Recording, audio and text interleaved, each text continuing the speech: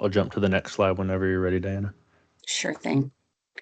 Okay, I just got the note that the recording has started. So we can go ahead, before you jump on, just reiterating what you're seeing on the screen. This is the second workshop on the IOU's Rule 31 tariffs for the meter socket adapter device installation process that was authorized in the recent building decarbonization phase 4A decision. You can go to the next slide. So on this screen, you should all see a copy of the agenda, which was revised and sent out earlier this week. I'll provide a quick safety message.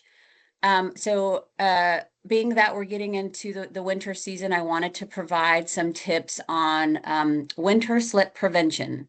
So as the weather's getting colder and it's starting to rain, some of the tips to prevent slips and falls, which are the most common workplace injuries. So a few tips that can help folks is you want to walk slowly and take shorter steps on wet or icy surfaces. You want to use your handrails when available. And you also want to wipe your shoes when entering buildings to avoid creating slippery floors. Okay, so moving on to the next topic on the agenda is opening remarks from our Energy Division staff. I'm going to hand it over to Abi Wadwa. Do we have Abi on the line already? Yes, can you hear me? Yes, we can hear hear you. Okay. Good morning. My name is Abhilasha Wadhwa. My pronouns are she. I'm a senior analyst in the Building Decarbonization section in Energy Division at CPUC. I'm here with my colleague, Andrew No, who is from the microgrids team. We'd like to welcome everyone today and open today's workshop by sharing the larger goal that the Commission sees here for meter socket adapters. We see both isolating and non-isolating MSAs as bridge technologies that can really ease the customer adoption of building electrification. While in other proceedings, such as the energization proceeding, the Commission is putting emphasis on speeding up energization timelines. The Building Decarb and Microgrids proceeding have partnered here to create this process that we'll talk about today, or really an extension of the existing process for testing and approvals of non-isolating MSAs. Perhaps the market development for MSAs can be imagined as a three-legged stool, the first leg being technology innovation and all the various form factors that must be considered in developing it, for which we, of course, look upon to our industry manufacturers. Secondly, the technology's awareness and adaptability into the market, which includes, the customer awareness, the installer awareness, the awareness of all the folks who are on site need to use these products, whether these products are available. If they don't even know their existence, then that's a barrier in itself. As well as the needed training once they are aware for both, third-party installers, but also the utility personnel to make this happen on site. And thirdly, perhaps most relevant for today's workshop, creating an efficient process, both during the application for approval of the MSAs for the first time with the utilities, as well as for the installation on site, and sometimes for replacement. And these processes must be streamlined and made as predictable as possible for the folks working in the field, so that the timeline associated with them, the costs associated with them, all of that is formulaic and does not need to be, stressing folks out when they are doing these installations on the field. Not creating unreliability. And finally, together, these three legs must uphold the safety and reliability of these devices, of course, which is the main goal. So with that, I will hand it back to Diana to kick us off. Thank you so much. Thank you, Abi. Appreciate that. Okay, one quick announcement. We noticed that there was a AI recording that was initiated. We went ahead and removed that functionality. We don't allow that functionality. So as a reminder, this webinar workshop is being recorded and will be available through the CPUC's YouTube page. So there will be an option for folks to get the recording information. Thank you. Okay, on this slide 3 that you're saying, we just wanted to add really quickly on top of Abi's comments that the purpose of this workshop is a second follow-up workshop to the initial workshop that the IOUs held in September. The purpose of that workshop was to provide an overview of what the IOUs intend to include in their new tariff for this process. Because of the technical difficulties that we experienced at that first workshop, Energy Division staff asked that we hold this second workshop. And also because the related advice letters are due pretty quickly, the format is going to be a bit different in that we're going to use today's workshop to go over the feedback that we received from stakeholders after the first workshop to provide an update on the intended changes that the IOUs will or will not make in the upcoming advice letters that are going to be filed in a couple weeks. I hope I covered that well, Keone, but feel free to go to the next slide and then we'll kind of start the discussion on the feedback. Yeah. Are we going to hand the mic to our presenter teams?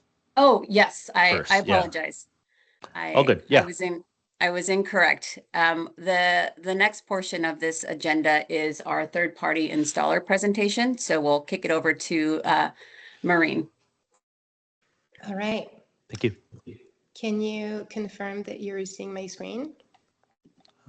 Not yet. Not yet. Not yet. Okay. What about now? There might be a little delay, Maureen. There it goes. Okay, Perfect. coming through. Good. Okay, perfect. Yep. Well, I would like to start by thanking you for the opportunity to share our feedback from us installers perspective. This is very appreciated. So thank you very much. I will start and then I will hand off the mic to Bronte Payne from Sunrun and then Stacy from Electric Trees. Maybe we can go straight to the problems we're facing today. So the MSA adoption process has been pretty slow and inconsistent, opaque and confusing, and very bureaucratic from an installer standpoint. And unfortunately, we've seen that this really undermines the value that the MSA was supposed to design. It was designed to deliver. And going into the details, I am going to start with the lead times. We're seeing today an average 40-day lead time for MSA installation with a pretty unpredictable arbitrary sequencing. Some requests are made earlier than others, although they are treated after. So we would love for a system that is more predictable. Also, something that's very frustrating for our customers is that the PTO is blocked until the MSA is complete. If the MSA completion takes an average of 40 days, then you can understand that during this time, this extra over a month, during that time, the customer loses savings. And as far as us installers, we're facing cash flow strain and our customers' dissatisfaction. What we've seen is that PG&E process has been pretty good. We're able to schedule MSA installations within a 10-day window. And usually from the date of submission, we can find some availability starting the following week, which allows for a more predictable, transparent scheduling. So what we need today is in this tariff is a guaranteed review and installation time of about 10 business days.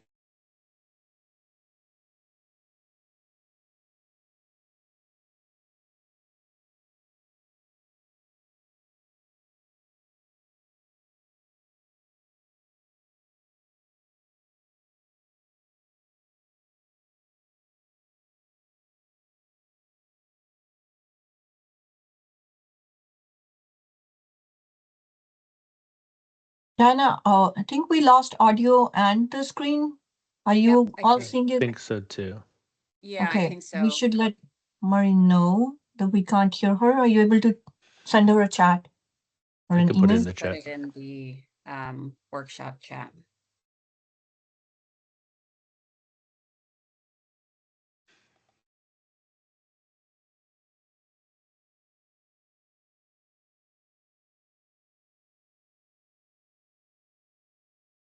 Stacy from Power Tree, are you able to pick up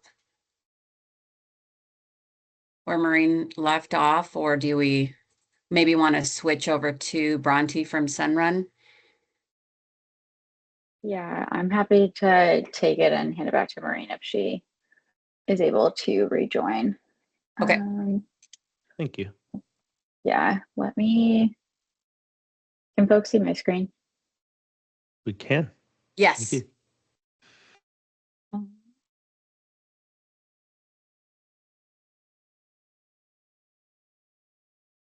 Okay, is that full size for folks?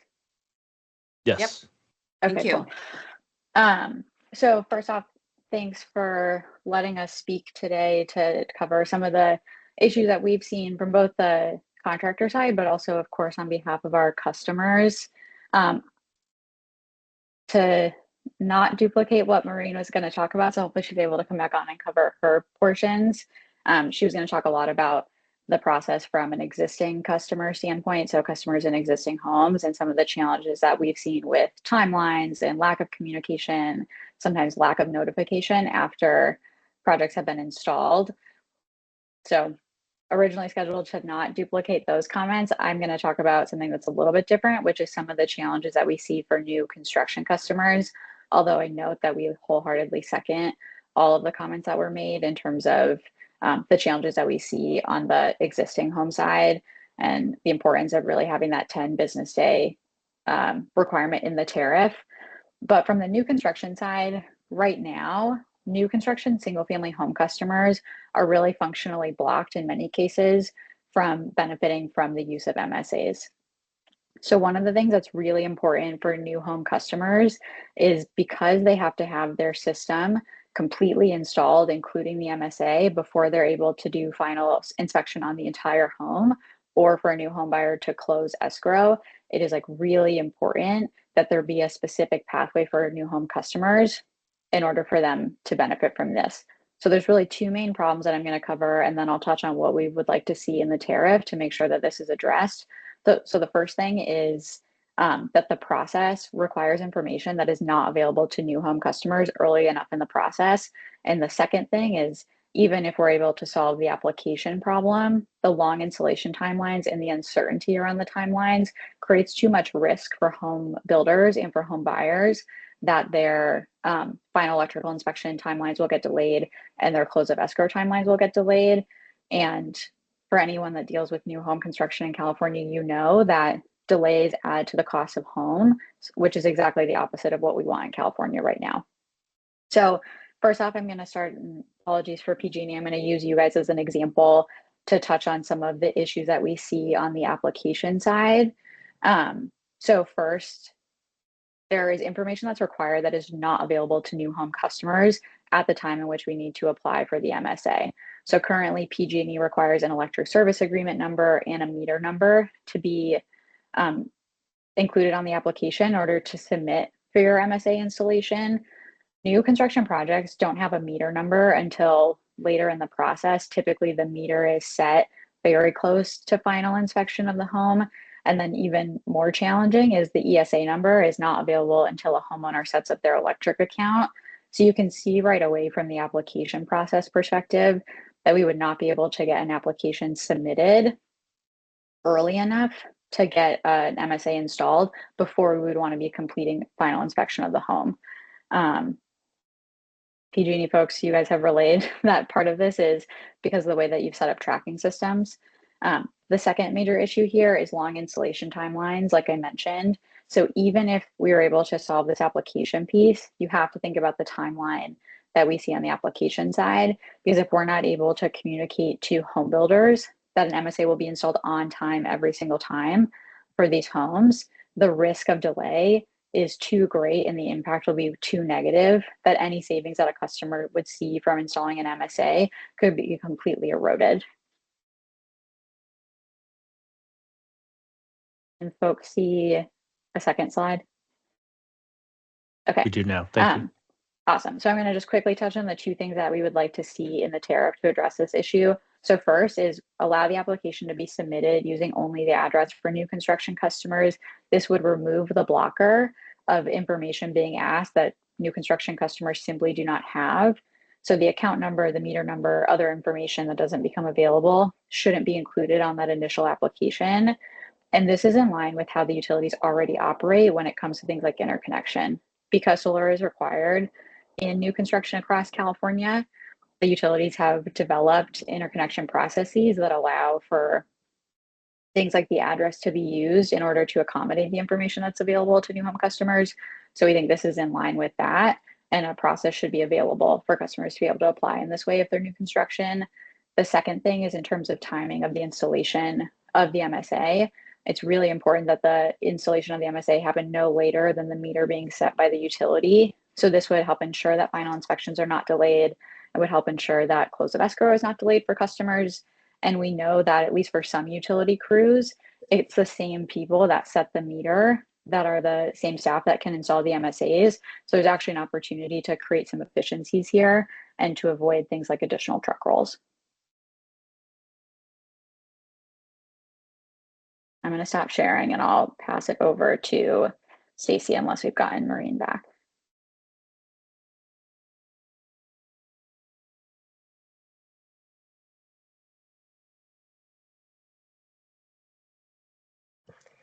Hi, Bronte. I'm back. I'm so sorry if there's something that happened. I don't know exactly when you lost me, but I'm sure that you did a great job at presenting the slides.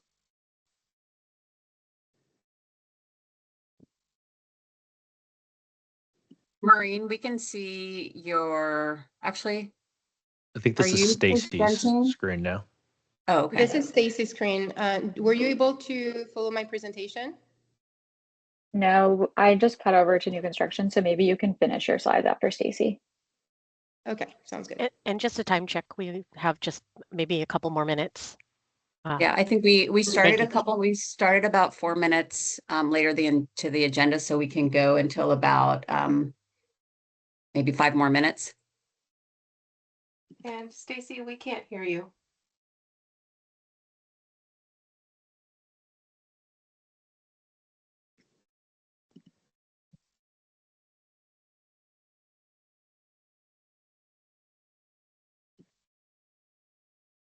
Amen. I heard something. Go ahead and try again. All right. Can you hear me? Yes. We can now. Thank you. Okay, thank you. I'll try to be very quick. I've got a few slides. I'm happy to answer questions afterwards for anybody who wants to dive deeper into what's here. Because multifamily is currently banned in the current Rule 31 advice letters, I want to do a chance here to argue for including multifamily meter socket adapters. And some of the reasons why. Most people are not familiar with the multifamily market or some of its unique aspects. And PowerTree, as a manufacturer and contractor for the installation of systems for multifamily, has had a lot of experience in doing this since 2009. One of the key factors is that we really cannot achieve the goals that the state has set forward unless multifamily is included, as it constitutes 42% of the population and yet is less than 1% of the beneficiaries of solar installations historically in California. Also, multifamily residents tend to be lower users, but they've also been experiencing much higher impacts in terms of rate of increase because of the way in which rate cases are generally done based on an average customer. Here, for example, over the last 10 years, due to the various tier flattening effects, small customers in Southern California Edison have seen an effective increase of 248% in their rate, while larger customers, single-family homes, have seen 163%. When you look at that compared to the median income growth, what you can see is that smaller consumers are steadily and on a compound basis going underwater when compared to income rate. So this is making housing and living in California, not just for low income users, but for anybody who's renting, less and less affordable. So to address, and this ties directly into housing and a lot of the state housing goals and needs that are affected by energy costs. Key part of this is that affordable housing in particular comes with covenants about how much rent can be charged in exchange for the type of financing that they receive, whether it's federal or state tax credit financing, for example. And that is that the total amount that could be charged to a tenant for utility costs and rent have to be underneath a specified percentage of the AMI for the area where the property is located. And when utility costs rise faster than the AMI rises, then the rent has to be reduced. This causes financial problems for the properties, and it disincents the construction of new affordable housing and new housing where the property owner has any form of rent controls throughout the state, exacerbating affordability and housing problems that the state is trying to address as well. So energy is directly related to housing in this situation, and it's directly in multifamily where this occurs. We have been doing multifamily, like I said, since 2009 of various flavors. Just as a bit of background informing these comments, I won't go into this, but happy to talk about anything offline or later. I do want to share one experience of doing multifamily with the existing virtual net metering approach that we did in San Francisco. We had a project in San Francisco where we were doing 68 buildings, servicing a little over 2,700 apartments. And this is an example of the upgrade cost that we were quoted by a utility for just being able to add the net metering and a couple of EV chargers. As you can see, this is over $500,000 in total costs, amounting to over $31,000 per meter before the actual cost of the equipment that was going in. And this was due to the system having to go in on the line side as opposed to being behind the meter. The reality behind this also was that there was going to be an additional 2 to 4 year delay, and this project actually did not finally proceed due to those delays, and those tenants were not served. I do want to point out that multifamily is a volume business, and a single multifamily customer can constitute thousands of potential MSA installations, as opposed to one at a time. So this is not only leads to efficiencies where you can have many MSAs installed at one time, but also you're going to get the scale and the equity that the state is looking for, as well as the economics that the property owners are looking for, and the capital investment that the property owners can bring to the table to help with electrification.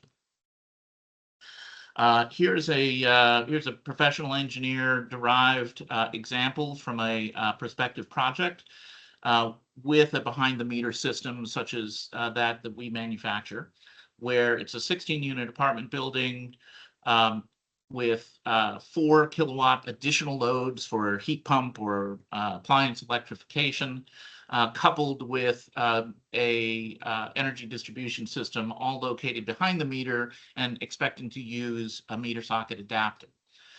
If you look at the bottom line here in table 6, what you can see is that even with that load addition, the code approved electrical calculation shows only 3,300 watts in additional grid side draw, eliminating the need for a service upgrade that would have otherwise cost on the order of $500,000, as I showed in the previous example.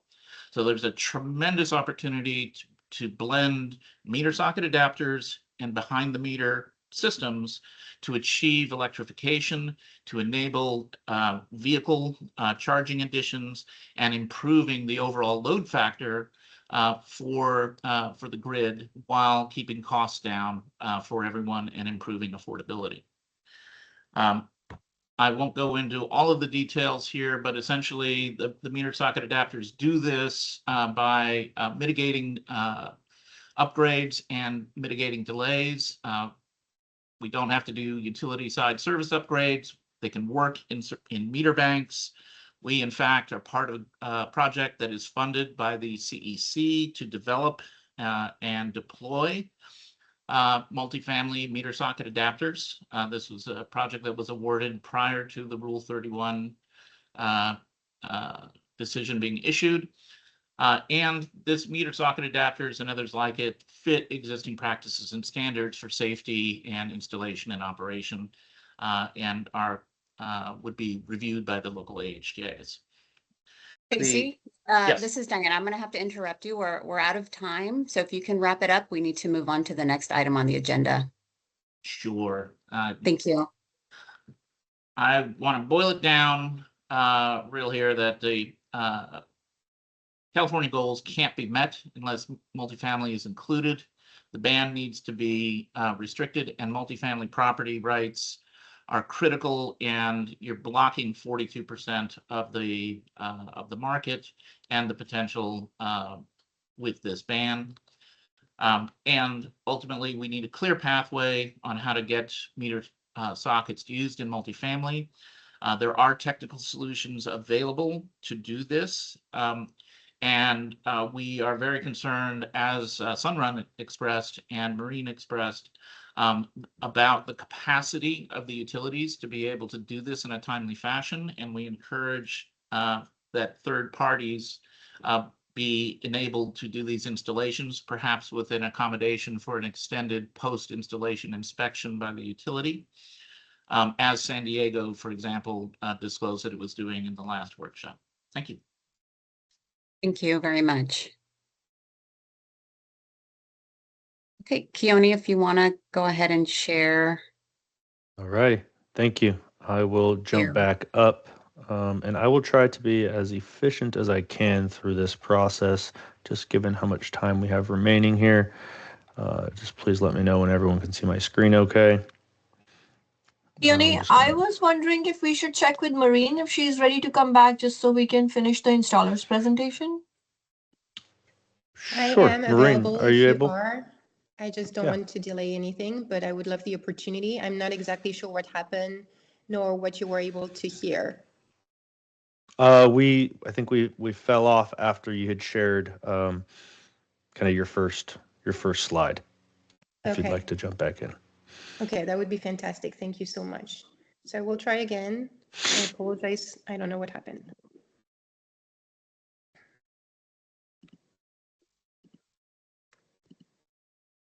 So let's see if you can see my screen now. Can you see my screen? Yeah, we can. Yes, we can. We saw Okay. this slide, but we didn't see anything that came after this. There we are. Okay, I appreciate. Okay, I will go quick. Thank you. We've been experiencing a lot of issues with the portal, especially with SC's portal Power Clerk. We've identified that it's not being updated timely. And by that I mean that when we know that the MSA was installed per the customer calling us and letting us know that it's been installed, then the MSA is still stuck in the pending installation status for weeks, if not months. And so it seems that there are no automation at all throughout the process, which then makes us stuck the whole PTO process. So we're asking for a modernized and automated portal to decrease bureaucracy. PG&E's portal is quite a good example with the e-sign functionality. And we're also asking that once the MSA is installed, the portal would be updated timely and that it would trigger the issuance of PTO. One of the biggest problem we're having right now is the impossibility to reach a live person at the utilities. It's really hard to collaborate when we don't have a human in front of us, or someone to answer our questions, understand why something is taking long, or even understand why we received some corrections. So it would be really nice to have a dedicated phone line that is properly staffed Today, unfortunately, we are only able for SE to leave voicemail messages on a phone line. And unfortunately, these are not returned. Our messages are not returned, nor are our emails. And it seems also that the applicant comments box is not read by SE representatives, which results in the same correction being pushed over and over. And again, we're losing time on PTO issuance. So we're asking, yes, this dedicated phone line and also IOUs to respond within defined timeframes. Another big issue, but this time on the field, we're seeing that technicians arrive unannounced, which can create confusion and frustration for the client, the homeowner, as well as the installer, as we don't know when an MSA is actually installed. We are also failing installations that a quick phone call could have quickly resolved. We are leaving our information in the application, so we don't understand why technicians do not use this resource to be able to clear any problems on site. That would be very appreciated if they could call us ahead of arrival, and also have them try to troubleshoot and contact us if they can't. They have also been giving incorrect information to our customers, which is again a cause for frustration. The latest they have in mind is that we had a problem where we failed MSA installation for because of the incompatibility of the meter. And when the customer asked the technician if we installer could have done something different, the technician recommended that we would cut the meter tag to verify MSA or the end meter compatibility, which we know is unlawful. So we would love for technicians to be properly trained on that. Quickly, we're asking technicians to always call customers and installers before arrival. We're requiring, would like for technicians to use on-site problem solving and not just fail installation when a quick phone call or some, problem solving on site could be used.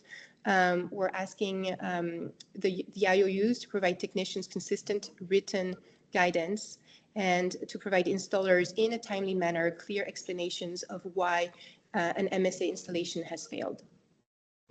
So a quick summary of our asks for this tariff.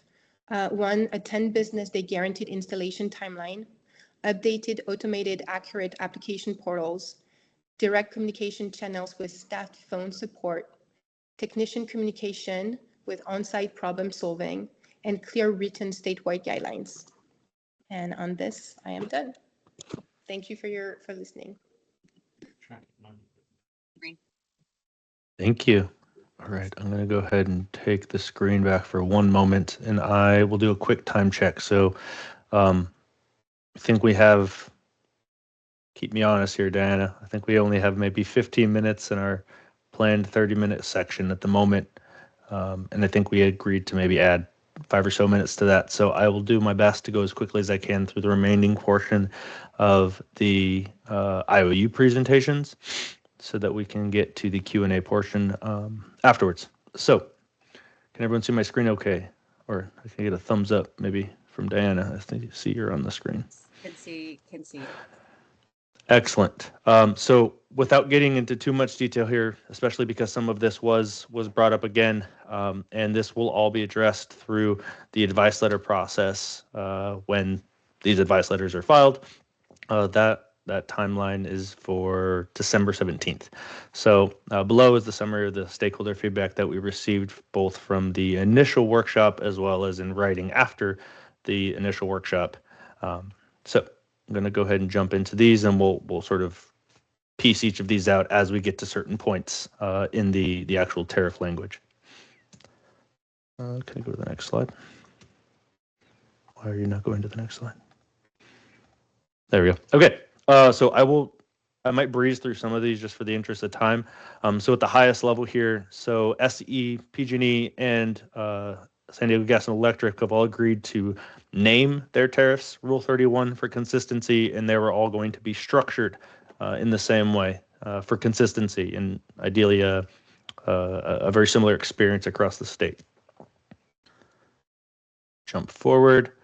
All right, so this slide really is about who is, sort of impacted by this rule.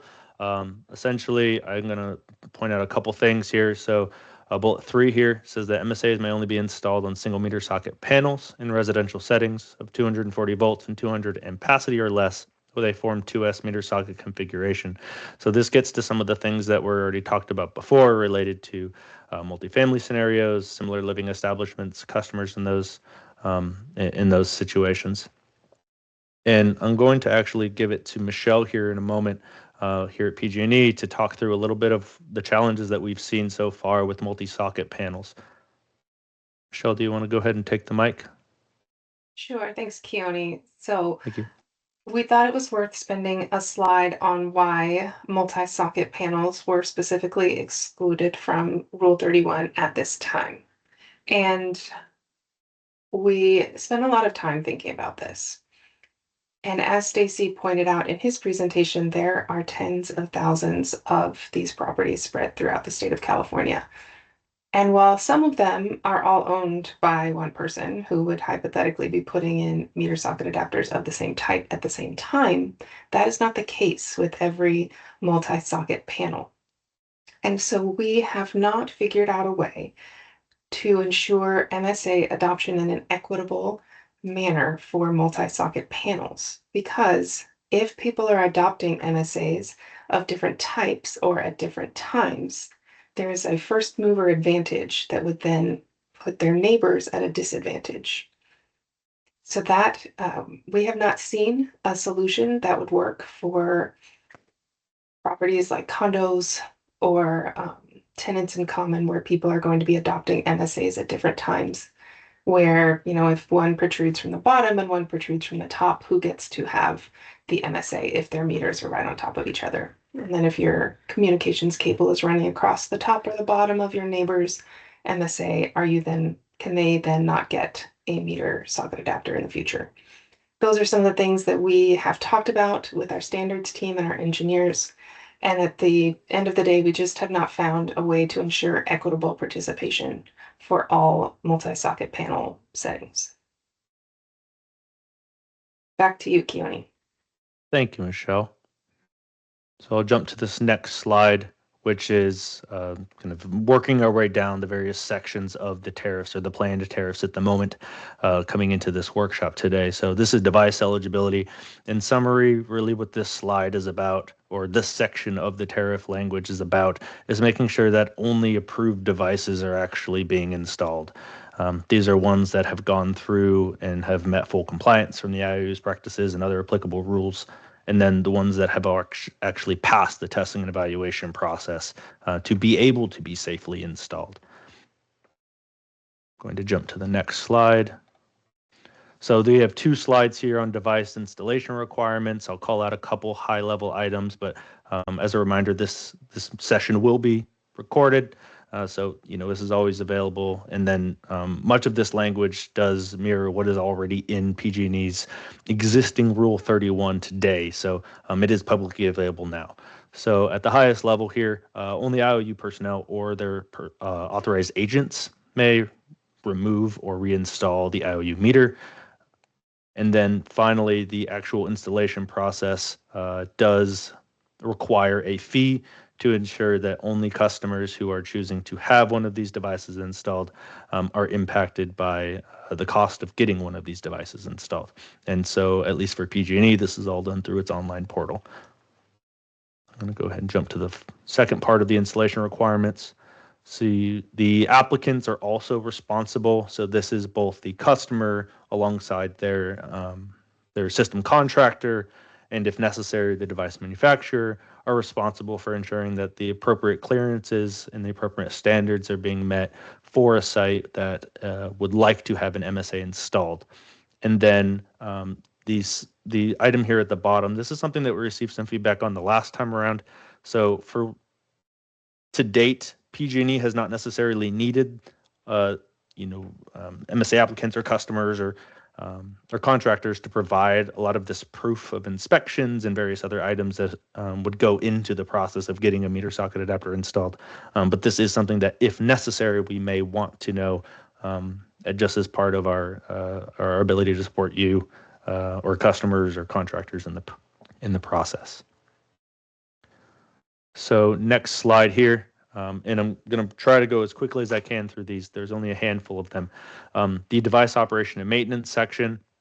So really what this is about is for devices that have isolation capabilities, making sure that they automatically disconnect in the event of a system outage and then reconnect in the event that the grid power does come back.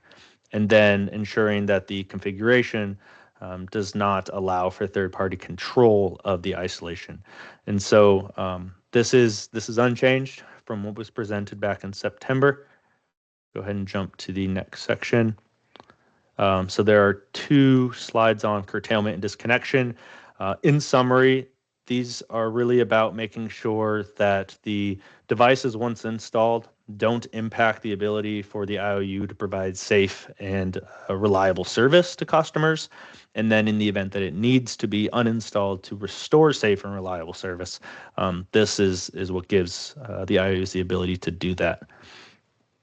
So we talked a moment ago about, and I believe it was Maureen that brought up one of the items about kind of cutting tags. So in our eyes, that would be kind of an unapproved step as part of the installation process. And really what we would like to do in those scenarios is if it is a part of our approved device list, this is also listed on all of the IOU's websites, or will be as soon as all the websites are live. It will be listed there. And the customers would be notified on how to actually go through a correct and accurate process to get an approved device installed. And then if it is not approved, PG&E, and I presume here on behalf of all the IOUs, would step in to take actions to remediate the situation, remove the device, and then reinsert the IOU meter.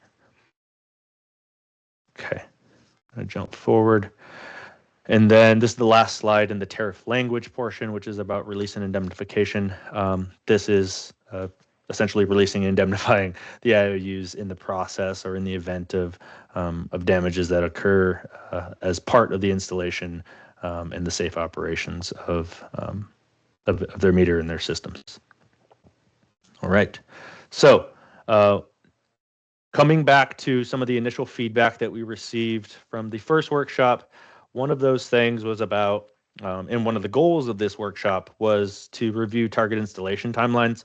So we'd received feedback that a 30-day period was too long, and so in partnership with the other IOUs, we have all agreed to reduce our target installation timelines to 20 business days, and each of the IOUs will have an opportunity here to get into their individual process, but I wanted to outline at the highest level here what it looks like for PG&E. So for those who are not as familiar or are stepping in now to learn more about this, the portal access is granted by PG&E only to those who are approved to have access to request installation of the devices. Then the appointment is submitted on behalf of customers through their system contractors. This automatically creates a work order. That work is then conducted on site, and then we have an automated communications feedback loop that's built into our portal. So as soon as that work order is closed out in the field, it will update our systems, the status of that appointment request, and it will email to the submitter, which in the scenario is the contractor, the outcome of that appointment. So far what we have seen is that this has been a really successful process for us. We've already installed over 19,000 of these this year. That's more than 3 times what we did last year. So this program has grown significantly, and I think it's a real testament to the value of this process and the fact that this is working well. And then on top of that, we have been able to actually meet this 20 business day requirement here that we are kind of holding ourselves to, and have done this very successfully in most scenarios, even with the growing scale and demand for these products. I'm going to go ahead and jump over to the Edison team before giving it to SDG&E to wrap us up. Diana. Thanks, Keone. I'll actually take this slide for Diana. So hey, everyone, Thanks, I'm Lauren. Lauren Neff. I'm going to go over SCE's process. So as Keone mentioned, we all agreed on the 20 business days, and that's what we'll be included in the tariff that we file on December 17th. But a quick overview of SCE's process. So the customer or third-party contractor working on behalf of the customer would submit the request in our MSA portal, which is currently Power Clerk, and that is where they will also submit the MSA fee for installation. After that, SCE will screen the request and then issue a service order for our field service reps to go out to the site and install the site visit. From that point on, that's where we'll have 20 business days to install the MSA. And we are hearing everyone's feedback on processes. We are working on some automations to make sure that communications are being sent directly to customers, especially after installation is complete. So we are working on process improvements with our system as we are learning and growing and learning from the other IOUs as well. And with that, I'll kick it over to SDG&E. Good morning, everyone. Can you hear me okay? You can. Go ahead, Sharice. Okay. I'm not going to be able to turn on my camera. I'm remote, so it's a little, I'm on my phone.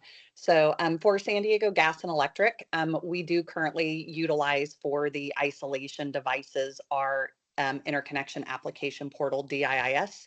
And this has been automated since 2024. So it's been very successful since then. We've had over 10,000 successful installations completed. We have averaged 14 business days or less throughout this whole time. The application is submitted in DIIS. It takes less than 2 minutes to submit the application. There's no cost for it. They're able to select from our drop-down list the approved devices that are in our service territory. With ours, because it does come off of our application portal for the generation application, they are able to just utilize a address or an account number, not an address, but they don't have to have the meter set yet. So for even new construction, they're able to still submit these that way. So they'll submit the application. We will review it. We review them similar to our generation application. So within 3 business days, we're reviewing these. We do utilize we're much smaller, so we do utilize a third-party authorized installer in our service territory. This is the same installer that has been installing our renewable meter adapter since 2015, so they're very familiar with the process. We've been very successful with them. So once the application is reviewed, an auto-generated email is sent to the customer and contractor that says it is pending installation. They then take that and contact our installer directly. They coordinate the fee payment with them for the installation. And then that is, they are notified of the installation date. And then once a week, my team is then gets a review of the completed installs. And we then update our system. I know there was a concern prior. So our MSAs do not hinder a customer's PTO letter for their generation. They are separate. For us, it's more tracking purposes because of the isolation device. We want to make sure they are captured and everything. So what we do have a significant issue with right now are contractors in our service territory cutting our locks, installing these devices, getting their AHJ, their electrical release, putting our meter back on, leaving unsafe conditions. And then by the time that our installer goes out there, they're finding that the customer has already gotten permission to operate. So we may be looking at, because we're starting to see a significant increase in this, and this is with well-known contractors in our service territory that know better, that should not be doing this.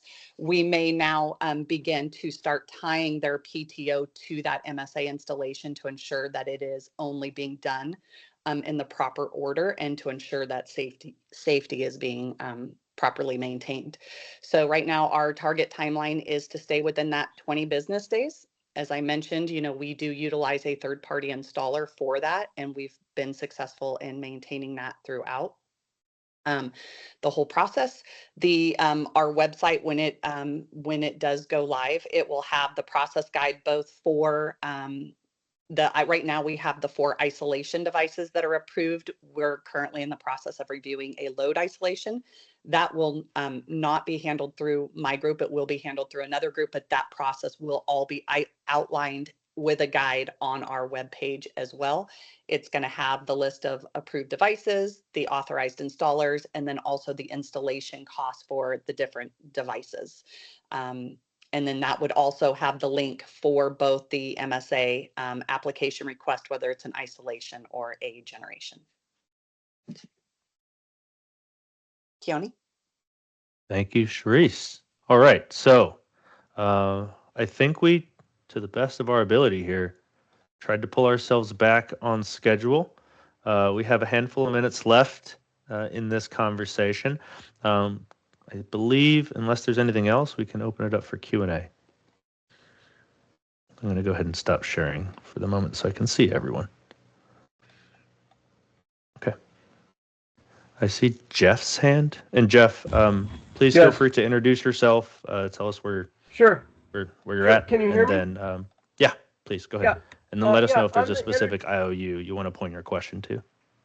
No, this is in general. I'm the energy project manager for a large affordable housing developer in California with billions of dollars in new and existing multifamily developments.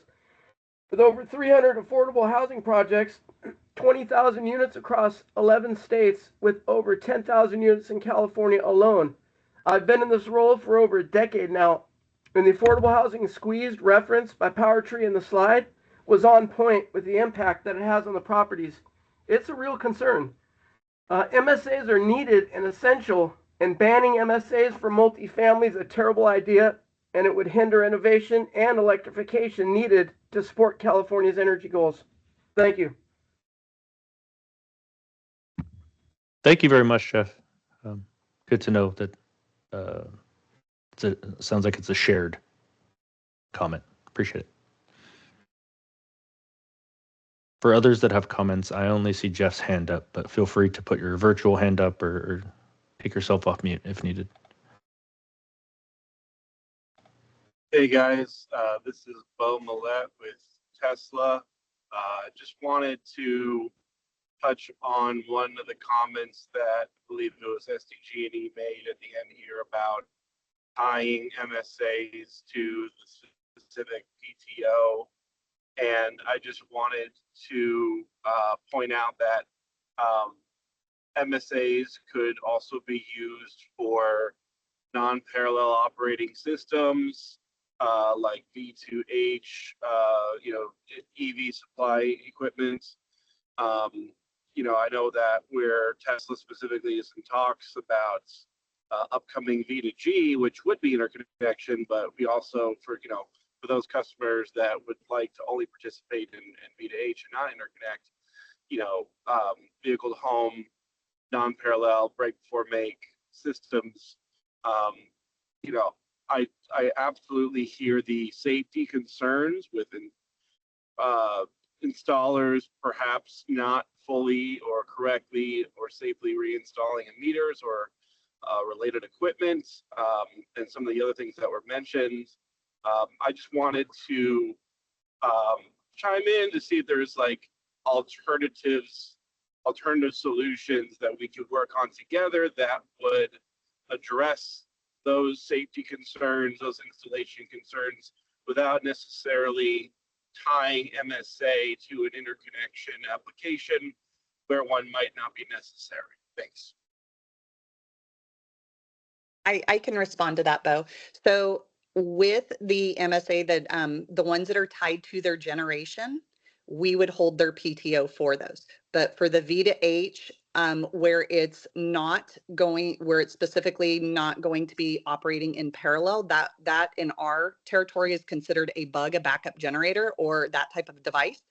It would still be held to that specific application because you're still required to receive an AHJ electrical release for that. And for those type of applications, the V2H, there is a specific application type in our portal. There always since 2016, there has been one. So it would still be tied to that. We want to ensure that the proper electrical releases are being captured before you're giving permission to operate that device. So it would not be tied to their generation, but it absolutely would still be tied to their backup generator application. Okay, thank you. if I'm going just by how I see hands, I see Stacy's 1, Richard 2, then Travis 3. And I see Travis, you also put comments in the question and answer section. So thank you there. Go ahead, Stacy. Sure. I just wanted to highlight and thank Michelle at PG&E for her directly addressing the multifamily, and I look forward to getting in direct conversation in regards to that. Also, wanted to say that although I wasn't requested in advance, that picture that was shown of the multifamily installation is a power tree installation, showing a very clean and neat installation. And that these issues are essential, and also that there are existing contracts that have been entered into before the Rule 31 came out, and any of these issues were raised, and that there is a conflict that I think the PUC needs to address around how to deal with those existing contracts that are bringing federal investment tax credit and Inflation Reduction Act incentives to the state of California, especially given the governor's recent executive order. And I would urge the PUC staff to address that with urgency because those projects, do need those funds, and the governor has ordered all 8 state agencies to facilitate the capture of those funds for the state's benefit. That's it. Thank you, Stacy. Richard. Hi, thanks. Richard Shorsky. I'm the executive director of the Zero Net Energy Alliance. We're a nonprofit that's been working to decarbonize the grid and enable low-income communities to access renewable energy since about the last dozen years. I want to just echo the point about multifamily. The stats speak for themselves, but they're just not that well known. We desperately need to reduce the obstacles for low cost and high benefit renewable deployment, including solar and storage and EV charging for multifamily. And it's exactly obstacles like these, which in my view are really arbitrary, that has impeded that kind of deployment for really the last 20 years. Is completely outrageous. Let's just be clear. We have to clear these obstacles, or we're just literally consigning half the state to a very unaffordable and inequitable situation. So I call on all of us to do better on this. The second issue is third-party operation on the DR issue, or the potential for MSAs to be used for demand response on a whole premise basis. This is a very important capability that some of the MSA manufacturers with other equipment like energy management systems and various load management devices have a lot of capability to do. Could be hugely beneficial to customers and the grid and the DSOs. So I think this should be this obstacle should be removed ASAP. We are working on a pilot project through the PESR grant that was alluded to earlier by Stacy at PowerTree to demonstrate exactly this capability. California Energy Commission was extremely enthusiastic about this specifically, and now it's been blocked. So there needs to be a better policy alignment there. And last but not least, the third-party contractor opportunity. Glad to hear SDG&E is using their RMA people to do this. That's great. There's all kinds of analogs for, utility-approved trade allies to do this kind of work. I've seen up close the delays and the challenges logistically with having only IOU personnel be qualified to do this. And there's so many ways that can be that QC can be done with third parties. And I would urge the commission to allow that option with appropriate guardrails. Thank you very much.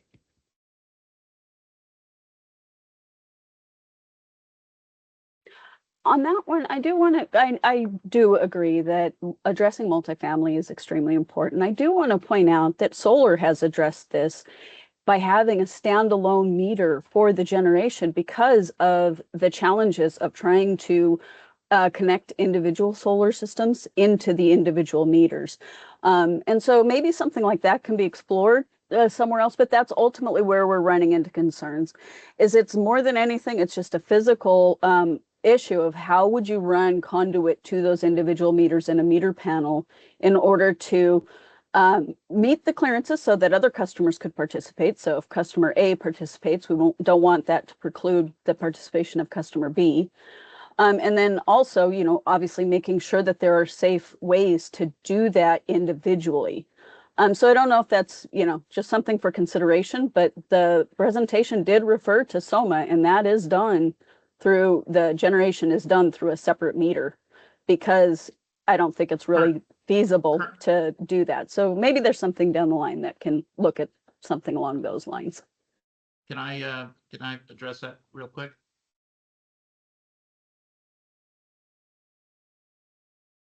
This is Stacy at Power Tree. Barbara, definitely agree. We've done dozens and dozens of systems that way. One of the slides in my presentation specifically addressed the downside of doing the centralized meter, which is that it's typically line side and triggers an upgrade analysis, which prevents the projects from being cost effective. To be effective in getting into multifamily, we have to be able to avoid those upgrade costs and deliver individual service. The other thing is that a multifamily property, the meter in a multifamily property, whether it's a condo or a apartment, is not the same as a single family, because it's owned by either the HOA or it's owned by the property, and the tenant has no right to change it. So this equity question is around what service does somebody want to use, but it's not about their physical ability to connect something to the meter. Only the property owner can do that. The individual tenant cannot, without the permission of the property owner. And so it's the property owner that has to be addressed, not the individual tenant. The tenants are free to use whatever existing tariff or option or community solar or CCA or whatever they want to do. That doesn't change. But the physical installation is limited to the property rights of the property owner. So I think that is another consideration to keep in mind when looking at this. And there are going to be and are physical solutions for the issues you addressed, and they can be worked through, and would love to do that. Thank you, Stacy. In the interest of time, I think we gave ourselves a few minutes over here, but Travis has had his hand up for quite some time. We'll take one final question, and then I'll share my screen just so that everyone can see the next steps. This workshop, as was mentioned earlier, is being recorded. It will be available on the CPUC's YouTube page, and each of the IOUs is planning to submit their Rule 31 tariff, any associated forms, as part of an advice letter by December 17th this year. So go ahead, Travis. Thank you. Thank you. Thank you for the time. I just kind of wanted to also echo on Maureen's presentation. I'm from Power Solar. We're a residential install company, and all of the issues that she brought up are really what I'm encountering every single day with the timelines, dissatisfaction with customers. You know, as we get closer to the ITC expiring, this is causing concerns as to how that is going to be interpreted. You know, when all is all said and done, as you know, we need PTO to show that installation is complete, possibly. So this is causing a lot of concern, and I really urge the utilities to take into consideration all the processes that need to be updated, as it has been such a long, you know, an initial step to get this all completed, and it doesn't make sense. From, just like I said, I'm from a small install company, and this is really causing us, you know, issues every day, and I just really urge the utilities to take that all into consideration. Thank you. Travis, really quickly before we end today's workshop, this is Diana Vaya from Edison. Just wanted to let you know that we saw the questions that you have specifically for SCE's MSA process in the Q&A. And I will work with the team offline and get you an update or some responses on the questions that you have. So appreciate you adding that to the chat. Thank you. Thank you all. No problem. Okay, that concludes today's workshop, unless there's anything. Oh, Jeff, did you? Yeah, real quick. I represent the affordable housing developer. We, as the owner, we wouldn't put multiple MSAs on the same project. If we had a 300 units, we're going to put 300 meter adapters on all 300 meters. It's that simple. So that comment earlier on putting one here, a different manufacturer there, that's not really in the real world how it works on multifamily. Thank you, Jeff. Thanks. Thank you for that. Okay, this concludes today's workshop. Thank you, everyone. We hope you have a good day. Thank you. Thank you, everybody. Take care. Bye-bye.